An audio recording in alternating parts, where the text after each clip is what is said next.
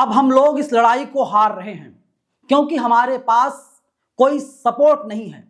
बहुजन समाज के नेताओं ने तो पहले ही पल्ला झाड़ लिया, किसी भी नेता का कोई बयान नहीं आया और इस घटना को 72 घंटे होने वाले हैं। जितनी ताकत मेरे पास है उतनी ताकत से मैं इस लड़ाई को लड़ने की पूरी कोशिश कर रहा हूं।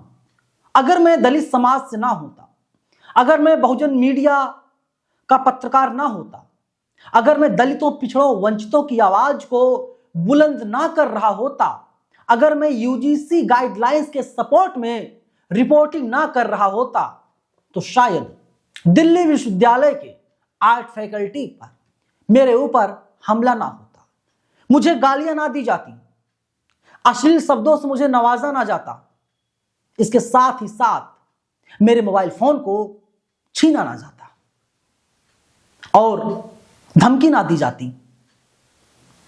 किसी नेता को बच्चा होता है, किसी एक्टर को बेटा होता है, कोई एक्टर मर जाता है या उनका निधन हो जाता है, तो होता क्या है, ये हमारे बहुजन समाज के सारे नेता बिना न्यूज को वेरीफाई किए ट्वीट कर देते हैं, बयान जारी कर देते हैं।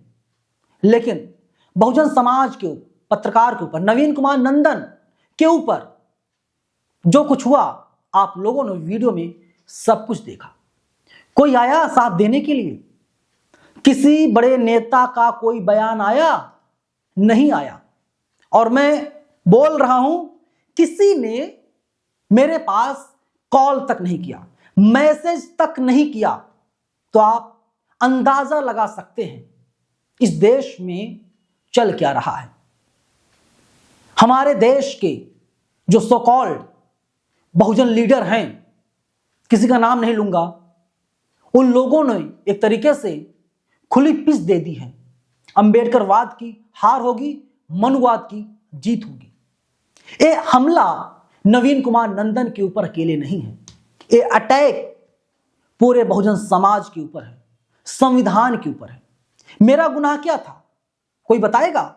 मेरा गुनाह सिर्फ इतना था, 11 फरवरी को जो जंतर मंतर पर चंद्रशेखर आजाद ने महाआंदोलन किया था, एक महिला पत्रकार आकर के, जिसका नाम रुचि तिवारी बताया जा रहा है, उल्टे सीधे सवाल करती है। जब कुछ लोग काउंटर क्वेश्चन करते हैं तो रुचि तिवारी नामक महिला उल्टे पांव भागने लगती है और उसका वीडियो मैंने बाम सेफ न्यूज पर चलाया था और लड़की बार बार बोल रही थी, आप इस वीडियो को डिलीट कर दीजिए। भाई, वीडियो में डिलीट क्यों करूं? जो फैक्ट है, जो सच है, सच को तो दिखाऊंगा। नवीन कुमार नंदन यानी मेरे ऊपर अटैक करके उन लोगों ने साबित कर दिया है,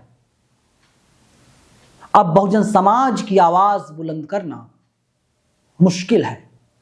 मुश्किल ही क्या, आने वाले कुछ दिनों में नामुमकिन हो जाएगा।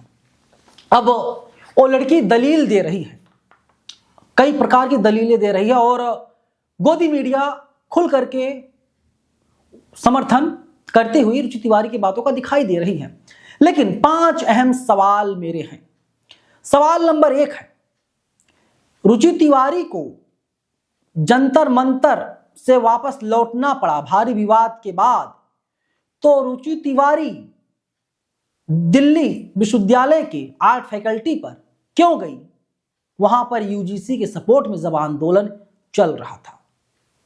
सवाल नंबर 2, अगर रुचि तिवारी वास्तव में रिपोर्टिंग करने गई तो उस दिन का वीडियो कहां पर है? उसको दिखाए। क्या वो वीडियो आपके सामने आया, दिखाई दिया आपको? नहीं दिखाई दिया। सवाल नंबर 3, मेरे फोन को छीनने की कोशिश क्यों की गई? क्या संविधान के मुताबिक ये जायज है? मेरे से कोई निजी दुश्मनी निकाल रही है या बहुजन मीडिया को तोड़ने की, मनोबल को तोड़ने की ये महिला कोशिश कर रही है? मैं रुचि तिवारी नामक महिला को नहीं जानता, मुझे उसका नाम तक भी पहले पता नहीं था। गाली गलौज करना, जाति सूचक शब्दों का प्रयोग करना कहां तक ठीक है? सवाल नंबर 4, क्या रुचि तिवारी मेरे साथ ये मांग करेगी अपने चैनल के जरिए या किसी और चैनल के जरिए, ये बोलेगी, दिल्ली पुलिस से डिमांड करेगी, दिल्ली पुलिस पूरे मामले की सीसीटीवी फुटेज निकाले और तब पता चले कौन क्या कर रहा था? क्योंकि उस वक्त मैं प्रोफेसर रविकांत से बातचीत कर रहा था और अगर सीसीटीवी सामने आ जाता है तो दूध का दूध, पानी का पानी हो जाएगा। लेकिन मुझे उम्मीद नहीं है दिल्ली पुलिस ऐसा करेगी, और अगर दिल्ली पुलिस ऐसा करती है सारा भेद खुल जाएगा। जो नैरेटिव टीवी वाले दंगाई पत्रकार गढ़ने का काम कर रहे हैं, सारे नैरेटिव पर पानी फिर जाएगा, उनका दांव उल्टा पड़ जाएगा। अब आखिरी और सवाल नंबर 5 है, सभ्य समाज में क्या किसी का मोबाइल फोन छीनना, किसी को गाली देना, किसी को जाति सूचक शब्दों से नवाजना क्या ठीक है या ठीक नहीं है? मैं फिर से कह रहा हूं, 2-4 दोस्तों का कॉल आया मेरे पास। उन लोगों ने मुझसे कहा, नवीन आप थाने जा करके SC ST की गंभीर धाराओं में रुचि तिवारी के ऊपर मुकदमा दर्ज करवाइए। मैंने हाथ जोड़ लिया। मैंने कहा, भाई साहब हमारे पास पैसा नहीं है, ना ही हमारे समाज के नेता मेरे साथ आ रहे हैं, ना वे लोग बोल रहे हैं। मैं नहीं कह रहा हूं वे लोग मेरा साथ दें, सच की आवाज तो बुलंद करें, लेकिन नहीं बोलेंगे। और खुलेआम अब मनुवाद को जगह दी जा रही है। मनुवाद के पोषक कहीं ना कहीं बहुजन समाज के ही नेता माने जाएंगे। अगर जो घटना मेरे साथ हुई, अगर यही घटना किसी सवर्ण समाज के पत्रकार के साथ हुई होती तो अब तक प्रेस क्लब ऑफ इंडिया भी बोल रहा होता, प्रेस की आजादी पर हमला है, संविधान पर हमला है। ये हमला अकेले नवीन कुमार नंदन के ऊपर नहीं है, जाति है कि जाति नहीं। और गोदी मीडिया लगातार उनकी खबर को दिखाने का काम कर रहा है। फिलहाल अगर आप लोग चाहते हैं कि नवीन काम करे, नवीन का मनोबल ना टूटे, तो मुझे आप लोगों की सख्त जरूरत है। धन्यवाद।